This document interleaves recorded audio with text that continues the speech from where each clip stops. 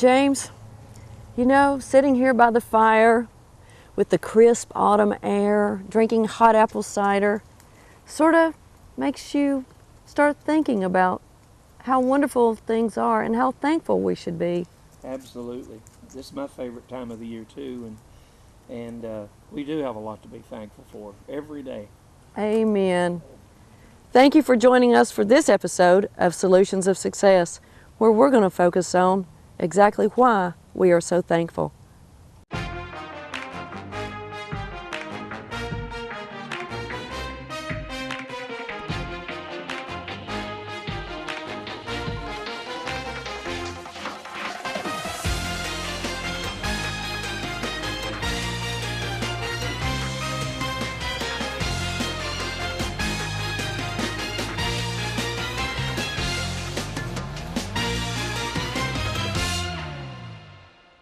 Joining me this evening is someone I'm sure all of you know, have probably even heard, even recently here in Fort Oglethorpe, James Rogers, our hometown guy.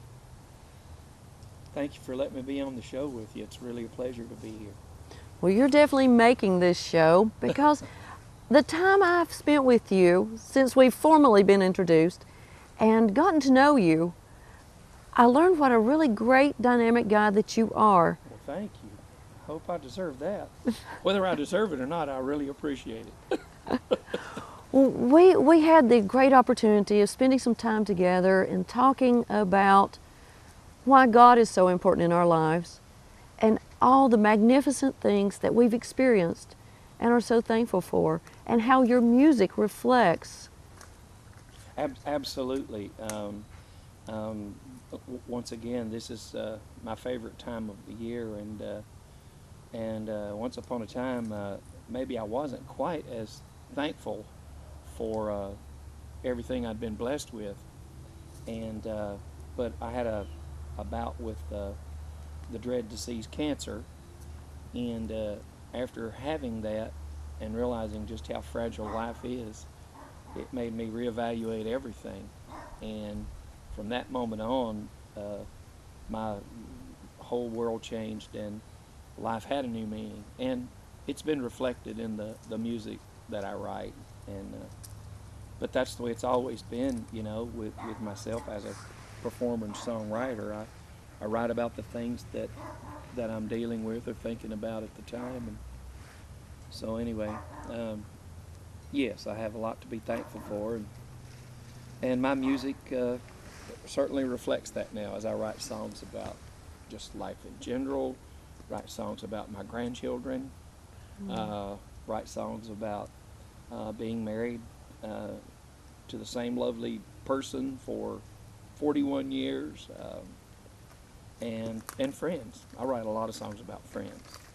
Well, definitely friends and family are the most important things in our lives, because without them, it wouldn't have as much meaning, would it? We wouldn't have it. You know, I've been fortunate enough to have performed a lot, and I've done all right, and making a success out of music. But when it all is said and done, you realize that it's your family and your friends and just the things that are really close to home. That's the things that mean the most to you, because not that money and being successful is not good, because it is. Because you can be sad and be poor too, but it certainly you certainly find out really quickly that when you think about it, that the things that you're blessed with just the love of family and friends, that's the most important thing in the world. It's not the car you drive or where you live or the vacation you take. True, because you can be poor and still be the happiest person around. Absolutely. Because your blessings, it's all about how you count your blessings. And what you deem as important, and the value that you place on relationships and family and friends. True. My uncle taught me many, many years ago, the first in my life is God, the second, my country, and the third, my family. because without God, there would be no country. Without my country, there would be no family. And those things I keep in that order. And when I have them in that order, I find that my life is much more fulfilling. Yeah. Now, you've wrote many songs about our country.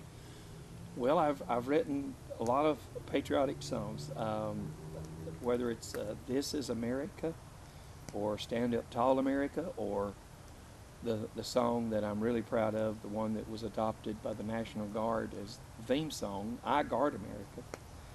Yes, I'm thankful for this nation and the ideals that it represents, and so yes, I've written a lot of patriotic songs,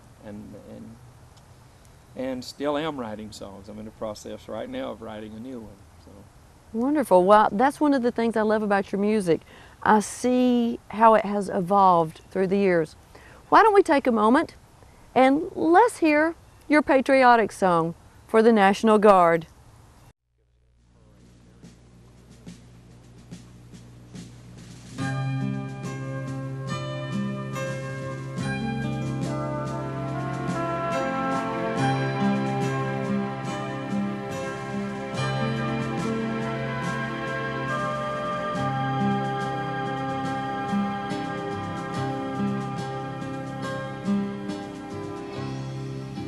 I was the Minuteman at Concord's Bridge in the shot heard around the world.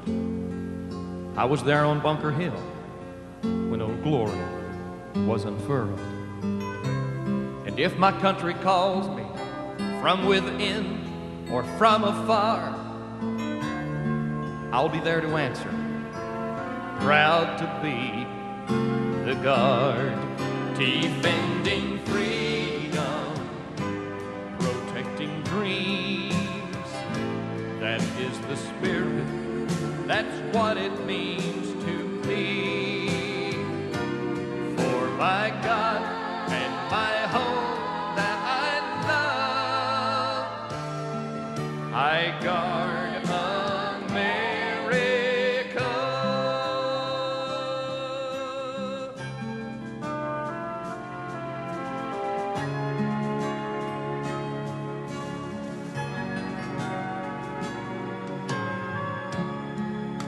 And in the eye of an enemy, or in the eye of a storm, we face the dangers as they come, in any shape and form. I am your sons, your friends, your fathers, and I'm your daughters working hard to be the best, to keep us strong, proud to be the guard, defending freedom, protecting dreams.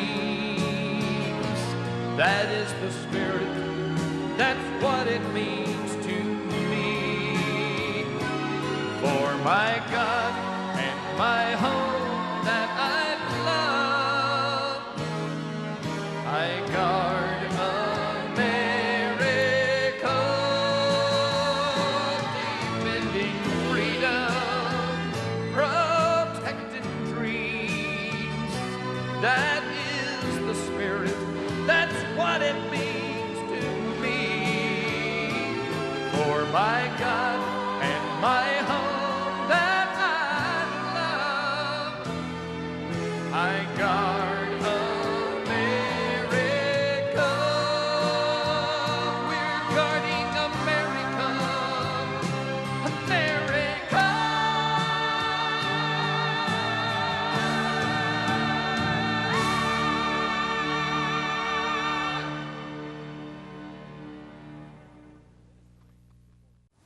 James, thank you. That lets me know why we are so empowered and so emotional when listening to songs about our country and those who serve our country. Absolutely. I really love taking the opportunity of trying to express how we feel about our soldiers, the men and women in uniform who are willing to put their lives on the line for us. And I think oftentimes they don't get all the credit that they deserve, or the accolades that we should bestow on them more often. You know, they're just silently, quietly somewhere going about their jobs and keeping us all safe and free. Well, and definitely underpaid and so often underappreciated. Thank you for taking your time and writing that and showing your passion and emotion that you feel. Well, the Guard song was very easy to write because I was a guardsman. I was in the National Guard. And I remember when Colonel McFarland approached me with the idea of writing a song, and I mentioned to him that there were some other songs that he could use, but he said, no. He said, we want a song that was written for the Guard, about the Guard, by a guardsman, not some outside person. And so, anyway, he had already heard my song "Fly Eagle Fly" and "This Is America," and but of course those are patriotic songs, but they're not just about the Guard. So he wanted me to write a special song for the Guard, and I said, okay, Jerry, I'll tell you what we'll do. I said, I'll write a song, and if you like it, it's yours. You know, it's for the Guard. Do with it whatever you want to. But I said, if it's not any good, let's tear it up and don't tell anybody I wrote one. Destroy the evidence. He said, right. And he said, that's a deal. And so, but I was very fortunate, and I wrote the song literally 2 months before Desert Shield and Desert Storm. That's when I had just finished it, when none of us knew all of that was going to happen. That was the first Gulf War. And then they used it all through the Gulf War, and I went to many special functions, family support groups all around the country, singing that song for the families and for the soldiers on docks and everywhere else, you know, just for them. And then the years go on by, and then it wasn't though until 1999 that I was invited to Washington. And in Washington was when the Joint Chiefs of Staff and even Stormin' Norman was there, and they said, we're really glad you're here and to sing the song for us. And it gives us, this was General Paul Weaver, and he said, because we want to let you know that we have officially adopted your song as the theme song for the National Guard. And so, like I said, that's like the biggest honor of my entire career as far as music goes, of all the things I've ever done.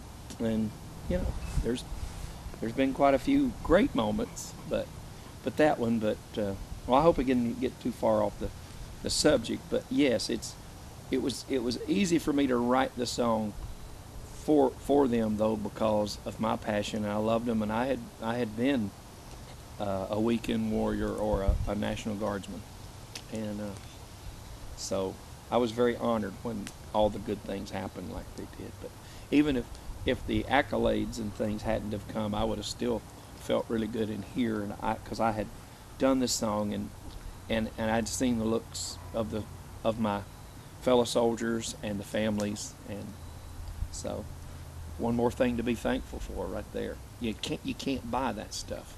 No. You know what I'm saying? You can't buy that. You can't even quantify it. Well, Buddy certainly liked it. Hey, Buddy. He's a good boy. He is a great boy. He is. Keeps his mama company always. James, speaking of being thankful and all the things that God has bestowed upon us, you've written songs about your thankfulness and the grace of God. Absolutely. I'll just give you a little backstory on the one in particular. The one, it was a time in my life when my life really did change. In 2006, a little backstory here. I was not only doing shows at Dollywood in the daytime, had a great gig. I did shows in the nice theaters, and but another group out on the Strip at Governor's Palace said they were wanting to put on a special Christian-based, Christian-themed show, and it was going to be called Fixin' to Rain. And it was kind of like Noah's Ark meets Brother, Where Art Thou? That's a combination. And they just had to have me as the narrator. I was Ned, who was the guardian angel of Noah, but Noah was his guardian angel. Noah thought I was just a pain because I was always urging him to do these things and trying to straighten him out on certain things. It was a very cleverly written story. But anyway, they decided that I was the guy that had to be Ned and narrate it, and it pretty much carries the audience the whole story through.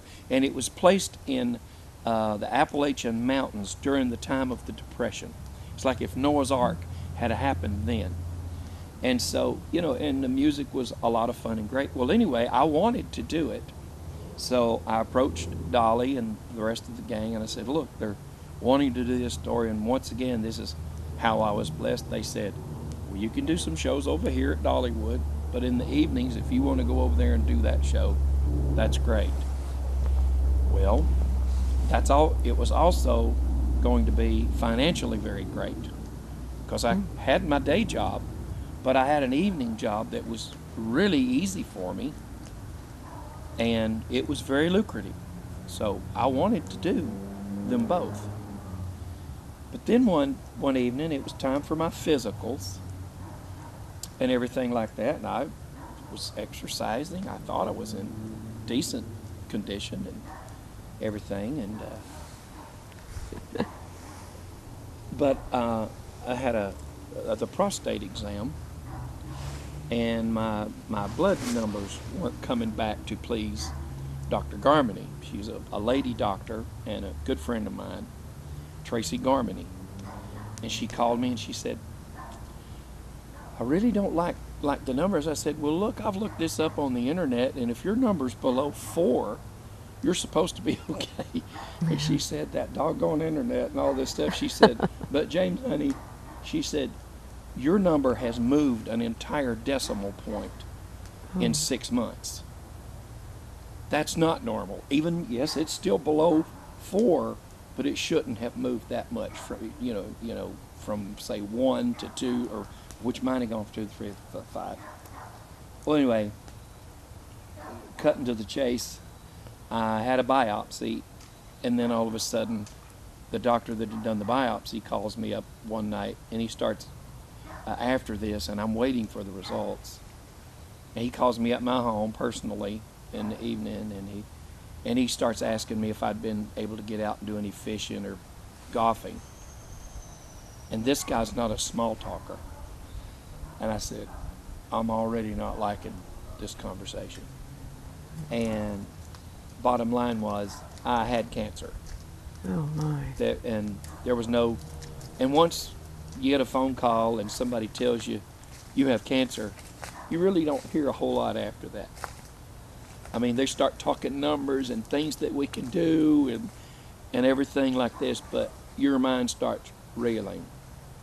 And I was thinking, right at this time, why now? I've got this great opportunity. I'm not a spring chicken anymore. I mean, I was 56 at the time, and I had a real opportunity to really do something well for a while, and security for the family, and then so anyway, so I was kind of angry, and but I said okay, but I got the work ethic that I was given by my wonderful parents. I wasn't going to quit or anything by that any stretch. So it was okay, we'll go after this. But I was very blessed once again. And it wasn't an accident. I was blessed. The head of cancer research at Vanderbilt Hospital is the one that actually did my surgery. Wow. Dr. Smith, a great fella. And we did the cancer, and he said he felt real good because they got it early and everything. And I was real happy, but I was really cut up at the time too, And right at and this is the time too when rehearsals are supposed to start for the new show, as well as getting ready to try to do my shows at Dollywood and do that on top of it, which I'd be working, 11, 12 hours a day. And I'm thinking, can I be in this shape and still work 11, 12 hours a day? So I was pretty angry. I said, I could if I wasn't sick, And so anyway, I'd had the surgery and got back home, got back down to North Georgia. And I'm very blessed again in that I don't live on a farm, but I live beside a farm. And I get to see all the animals, whether it's goats and cattle and horses and donkeys and whatever else my farmer neighbor John Arnold decides to put out there at the time. And I love it. I absolutely love it. We even sneak carrots out there and feed the different horses and the donkeys and stuff, which we shouldn't do, but we do, and apples and stuff, and they come up to the fence and you pet them. Well, anyway, so I'm out there then one morning, and I've got tubes and wires. It'd been a rough night because of the pain, and you start not even knowing day from night. You just sleep and rest when you can because you're in a lot of pain. And so I'm out there, and I'm also at the same time I'm thinking, I need to be in rehearsals right now. And I wonder what number they're probably going to be working on today, and this sort of thing. And and I was really kind of angry. And then after another little checkup, they said, James, you're really doing great, and we really feel good about your numbers now. And it was. And then all of a sudden, I was out there this one particular morning. I'd been up since before daylight, but the sun started coming up, and it was really foggy. And the little goats are running around, and they're just bouncing, and they're playing, and the sun is sending shards of light through the fog. It looked almost like a stage setting at Music Mansion, where we would do the hazing and stuff, and and then run the special moving lights through it to make it look so beautiful, like those guys can do, and but it couldn't have been any prettier. And then all of a sudden, I was just out there, and I mean, it just hit me, Paula. And I finally realized, and it hits me every time I start thinking about it, that God hadn't given me a burden. He'd given me a second chance, because I was going to be okay. And not only that, He'd shown me what was really important.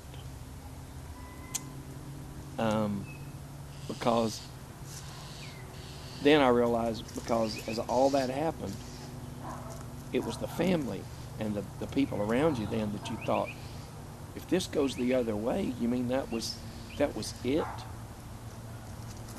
All the things I wished I would have done, I don't think anybody on their deathbed is ever going to say, I wished I'd have done that one more show on August the 15th back in 2012 or whatever.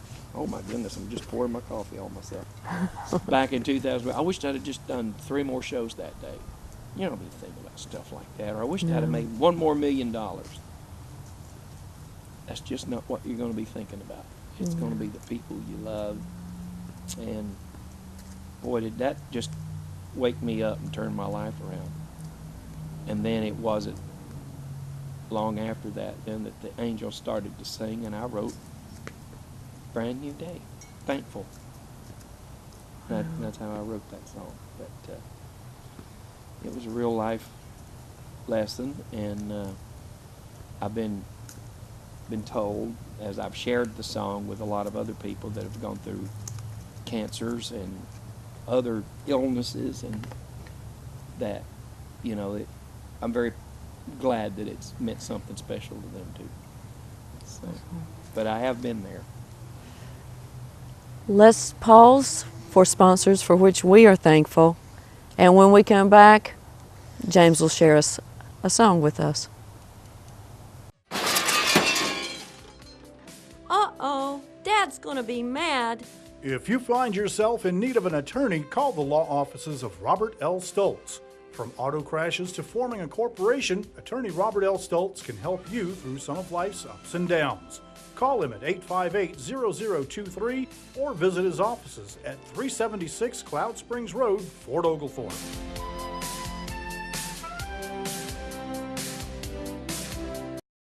State Line Roofing and Home Improvement has been serving citizens in the tri-state area over a decade for both home and commercial construction, replacement, and repairs. Wayne Chapman has established an honorable reputation with credible references who will confirm the quality of his work.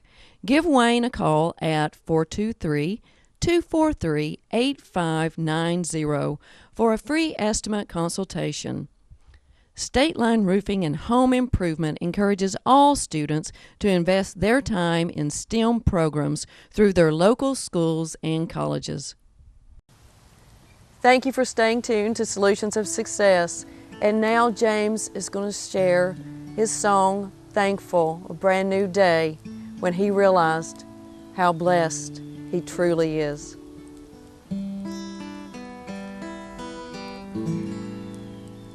It's a brand new day, and the sun is shining clear, and I'm on my way to somewhere far from here, and I don't know when I'll get there, fast or slow, I don't care. It's a brand new chance for what tomorrow brings. There's a brand new dance, there's a brand new song to sing, and I'll do my best to sing it loud, to stand the test, and sing it proud, 'cause I'm thankful for this life I'm living, and a chance to do God's will along the way. Oh, I'm thankful for every blessing that I've been given, and I'm thankful for this brand new day. There's a brand new me and a brand new point of view. There's so much to see, and there's still so much to do. Lord, help me know each path to take, which way to go. Every choice I make, because I'm thankful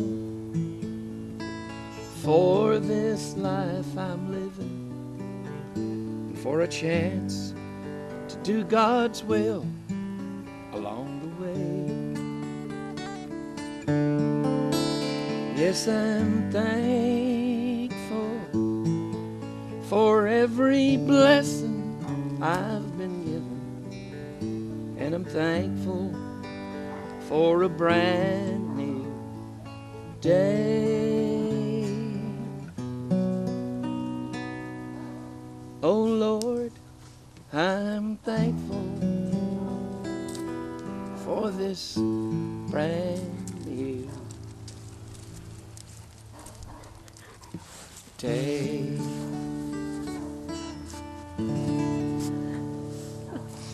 Thank you, James. I think Lady's thankful for you as well. Well, ladies, just welcome. I'm thankful for ladies. Me too. Oh, what a wonderful song, James. Thank you. Thank you very much. And I've been just blessed and happy and just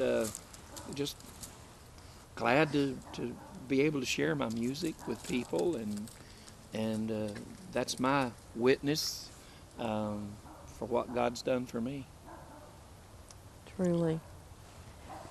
We spoke earlier. Now you're at that point in your life where you realized what's so important. And earlier you mentioned that beautiful bride of 41 years. Right, absolutely, and my wonderful children, and and now I'm a grandparent, and had things not gone right, and had I not been blessed, I wouldn't have ever seen my grandson, James. They even named him James. So, and that gets me, and now little Luke, and then another baby on the way. Oh, congratulations. Yeah, with Grandpa again. I'm a pop. I'm not a grandpa. I'm just pop. Well, I can't think of a better title. So your family, have they inspired a lot of your music? Oh, they inspire most of it. Now, granted, as a writer, you take literary license, but as far as the passion and the feelings that you have, that's where that comes from. It's like tell an actor, put an actor in a scene, and you want her to cry or want him to cry.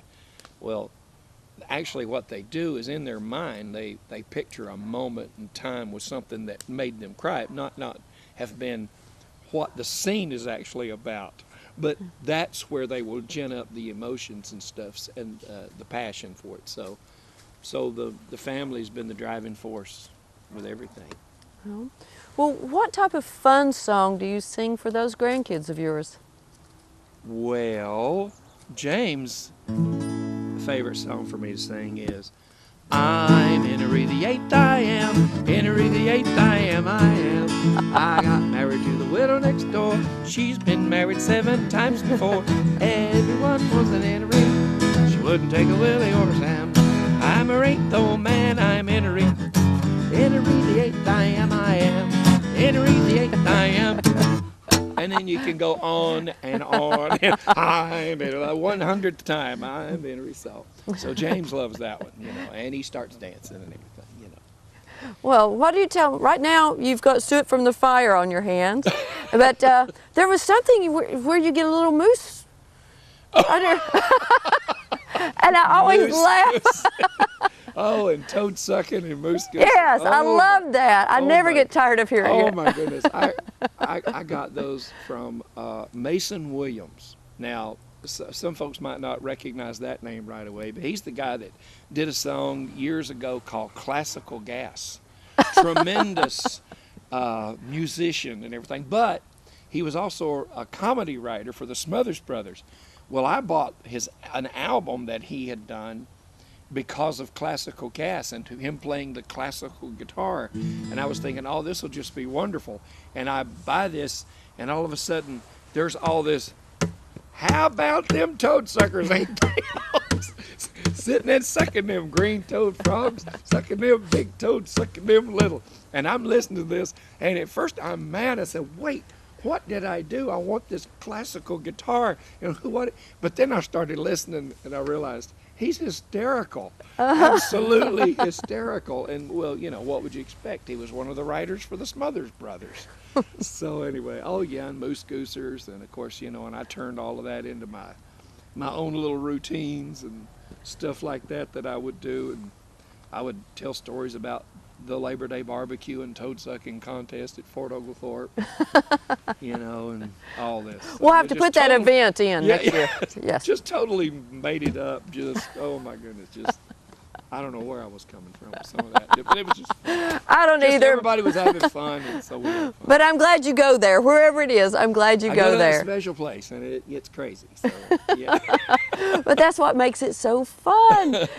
And seeing how much you love life and you appreciate making other people laugh. Oh, that's what it's all about. You know, people say, you get up there, a lot of times you just say those routines and it's the same stuff. And everything. How can you do that day in and every, that's the same stuff every day. And I remember somebody said that in particular, and I said, and I pointed, you know, it was actually beyond the curtain. I said, they're different every time. I need to have my material prepared, and but they haven't heard it. Most of them haven't heard it, and it's the first time for them. So you're rehearsed and go do your stuff and make them laugh, have fun.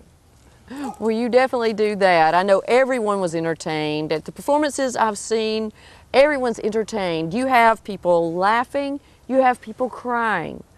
And then you close the show and everyone is just inspired when they leave your show to go and do, I like your song, Fly Eagle. And tell me the story again about you and the Eagles. What's so special about Eagles to you? Well, now that's one of those imponderables there, because I'm not sure, but I've always loved Eagles. Even when I was a little kid, we had you know how you build a little fort in a cabin, or not a fort, not a cabin, but like in the woods. You carve out a little area in the woods, and you and your buddies. Well, our club we were the Screaming Eagles, or we were the Eagle this or the Eagle that. You know, it was never anything else. And so I've always loved Eagles. And when I was in Florida one time back in 1973, there was a Native American friend of mine who liked to hear me play music. He would come to see my shows and everything. Well, I love to bass fish because I love nature. I love being outside. And he wanted to take me bass fishing on the Ocklawaha, some people call it, river down in mid Florida in the Ocala National Forest. And so we went out there to go fishing, and we saw a lot of different animals and things. But when I saw this eagle, it was the first one I had ever seen actually in nature. I mean, lots of pictures, of course. Here's one actually flying around. I'm seeing an eagle for the first time. Like I said, it was 1973. I was 23, and I remember Fred Oakleaf saying to me, said, "Yeah, that's really beautiful, isn't it?" You know, and he said, "It's a shame, James." He said, because the eagles are on the endangered species list, and they're going to go the way of the passenger pigeon. You know, he said to me then, which at the time I had no children. He said, "But your children will probably not ever see that right there, because they're going to be all gone." What a sad thought. I know, and well, at the same time that our nation was going through all that it was going through, it was the end of the Vietnam War and Watergate and a lot of negative stuff. I thought wasn't it ironic that our symbol of strength and freedom is on the endangered species list? If you see what I'm saying, our symbol of strength and freedom, and it's on the endangered species list, and at the same time all this that we're going through as a country. And then I started to write, and I wrote Fly Eagle Fly, and that was the one that, it became the bicentennial song for the city of Chattanooga, Fort Oglethorpe first, city of Chattanooga, and then on to the state, and then it was taken to Washington, and it was a bicentennial song for the nation. It was one of two songs, and it was carried on the Freedom Train all across the country, and they played it, and then it ultimately got me on Capitol Records, and a lot of good stuff, happened because of that one song. So it was the catalyst that put you on Capitol. Well, that was the one that really launched it, because at the same time I was doing all the toad sucking and moose goosing and the fun stuff, I was still writing songs and stuff. But they're looking for something, the record companies are looking, well, what's your song though? Because you do that and you do this, but what's your thing? Your theme song. And this song also raised money did it not, to help eagles? It introduced me to the people that were involved in saving the eagle, and they asked me to write a special song, which I did, called Save the Eagle. And I became a board member of the American Eagle Foundation. But Save the Eagle was recorded and sung by, Lee Greenwood, Tanya Tucker, Debbie Allen, the Oak Ridge Boys, Dina Carter, Ricky Skaggs, on and on. There was lots of people that sang on this song, and then it was released on an album of country greats back in the day of when there was KTEL Records. Oh. And it sold, and the album and everything sold over 1 million copies, and so that was one of the ones that got me going too. And then I knew all of these people too. Plus, I had been doing opening shows with Lee Greenwood and a lot of these folks anyway. I would be the guy that you saw out in front when they need a sound check, but they need somebody out there playing so they can do a live sound check. That's all you really were. But you thought you were a star like they were. So, but whether it was so anyway, and then that song "Fly Eagle Fly," that was the one that really got it started and made people listen to me as a songwriter as well. So your passion for eagles and the environment and our country, all three rolled into one. That's really opened true. the doors. That's absolutely. Being thankful for Yes. our country. Yes. Well, stay tuned, and we'll hear James sing "Fly, Eagle, Fly." Uh-oh, Dad's gonna be mad. If you find yourself in need of an attorney, call the law offices of Robert L. Stoltz. From auto crashes to forming a corporation, attorney Robert L. Stoltz can help you through some of life's ups and downs. Call him at 858-0023 or visit his offices at 376 Cloud Springs Road, Fort Oglethorpe.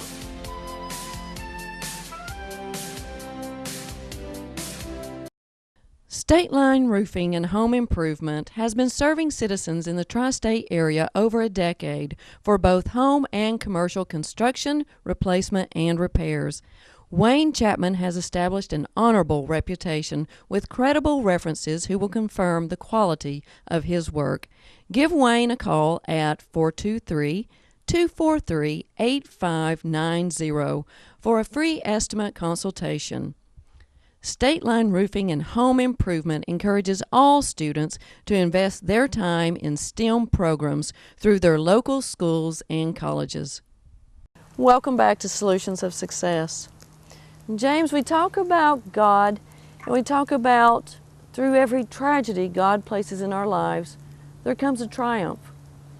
I lost my father roughly 3 years ago, and it was the most tragic thing in my life, as he was still a young man.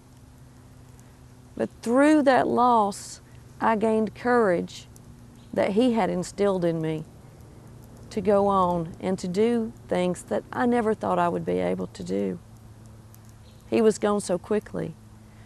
But your father passed away, and it was a lingering story. Could you share that? I can. I remember I didn't even know what Alzheimer's was, or I couldn't even halfway pronounce it. I'm still sometimes not certain. But my mom had told me that my dad was different, and that he was doing some things, and his mind was not doing right. And so I remember one day in particular then that my mom had asked me to come up, called me and said, "You need to come up right now and talk to your dad." And because she was seeing this that was going on, and he would have more episodes, And of course, I got up there, and we're sitting living room there and front room with TV and everything. We're just sitting around talking and everything. And Dad's just as normal as can be. Just as normal as could be. And my mom, she's just doesn't know really what to say and everything. But we started talking about an old friend of his, or someone that he used to work with. And then all of a sudden, out of nowhere, gets up, walks across the room to my mother and asks her if she is that old friend that he hadn't seen in many years. And this is the lady he's been married to for 52 years. Oh.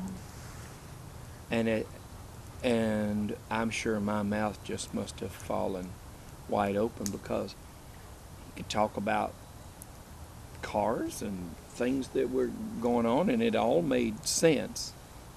But at that moment, then we knew something wasn't right with my dad. Mm. And it, of course, as Alzheimer's does, Nancy Reagan called it the long goodbye, talking about her husband Ronald.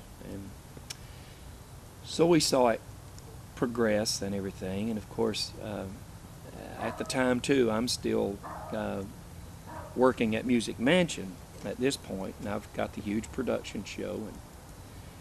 And we were closed on Sunday, and so except on a few occasions when we have to do a special matinee or something, but most of the time we were closed on Sundays. And I remember, of course, I would come home on Sundays and stay as late as I could on Monday to visit with my dad after he got progressively worse and worse. And I remember one visit that I was at the home, and I come in and everything like that, and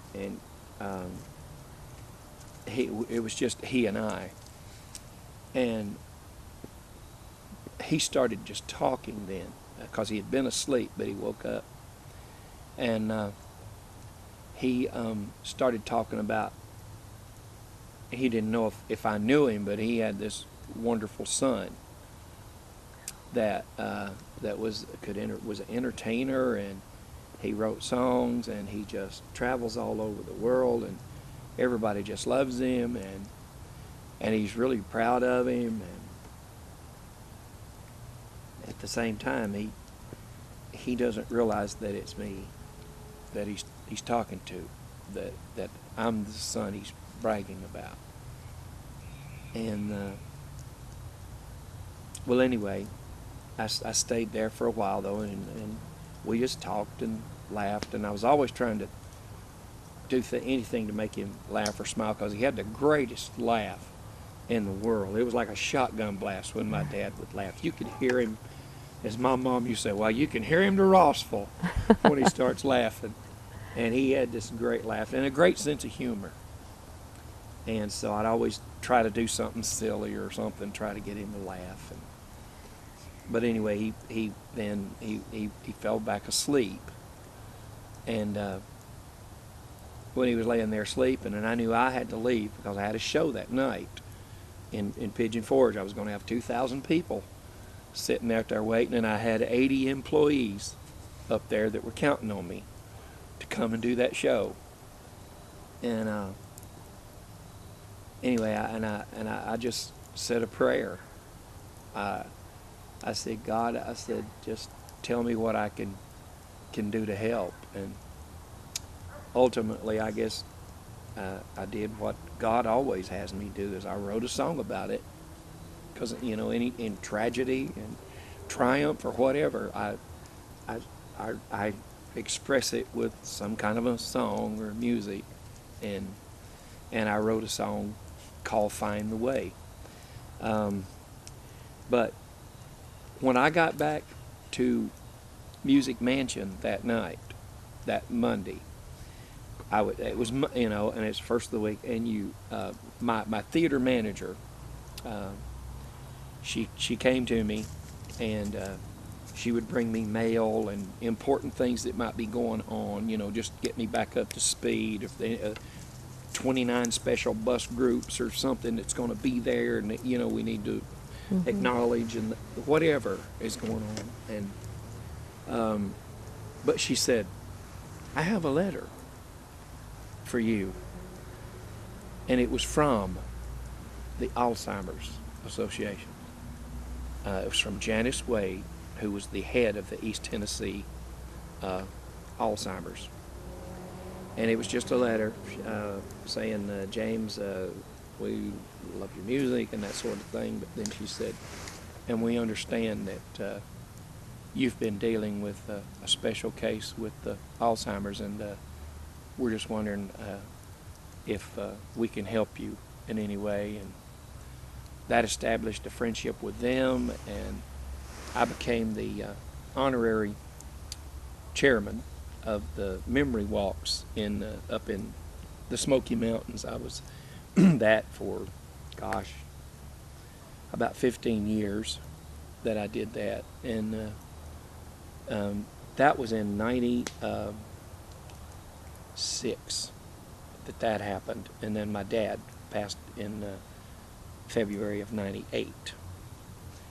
And but I continued on with them today. And the song that I wrote, I gave to the Alzheimer's Association. I said, if you can use it, commercials or just anything that you want to use it for, if it can help or make money, that's why I wrote the song, was to help, to give, and so they took it and they ran with it, and they've used it a lot in that part of the world. So. What a blessing, and I know you're thankful that you got to hear from your father exactly what he thought about his wonderful boy. I know it was tragic and special all at the same time, if you see what I'm saying. We've talked about triumph from tragedy. We lose those in the older generation who we love, and we have those little ones who come along, God sends, to replace that pain that's in our hearts. That's a great way of putting it, Paula. I wished I'd have said that. Well, you know, I am the talk show hostess, okay? But That's really well put. And they have inspired in you even more great music. You have a new song coming out. I have a brand new one on a new album, and it's called "Child of My Child." Would you Another way mind of saying grandchildren? Would you mind closing the show with your song? Not a bit. Wonderful. Life goes on, the world keeps turning, time's big wheel keeps spinning round, and the sun just keeps on burning, the rains keep falling down, and the winds forever blow along the beach for miles and miles, just like my love for you, child of my child.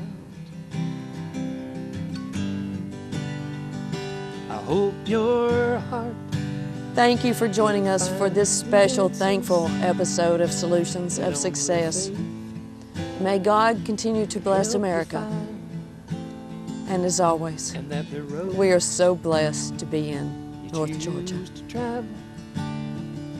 Takes you where that life is kind. I hope your heart is full of sunshine, and your eyes will have a smile.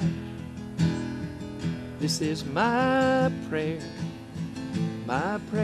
for you, child of my child. Child of my child, you You are so beautiful. You're a miracle and a dream come true. And our lives are blessed each day by the little things you say and do. And our hearts just fill with pride every time we see that smile. It's just the way of a special love, child of my child. It's just the way of a grandpa's love, child of my child. Thank you, James. Thank you.